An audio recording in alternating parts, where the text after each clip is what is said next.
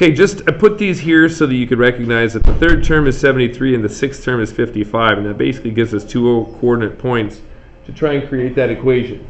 Okay, we're going to do the same thing with this, but 950 didn't work out so nice, and so I changed it to 544.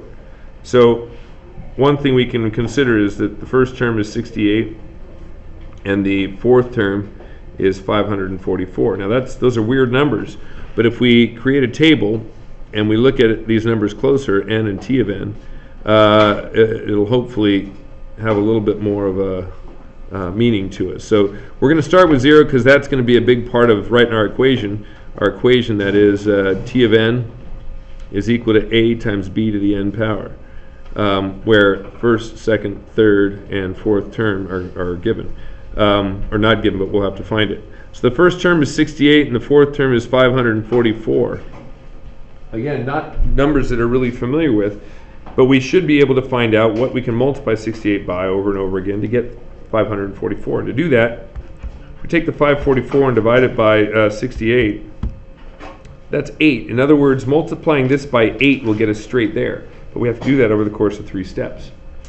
So, what's the same thing as multiplying by 8 over the course of 3 steps? Well, 2 times 2 times 2. And if we do 68 times 2, that's equal to 136. And if we multiply that by 2, that's equal to 272. And if we multiply that by 2, we get 544.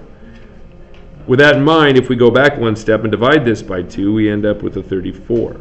So that becomes our initial value. T of n is equal to 34 times 2 to the n power. And that's a geometric sequence.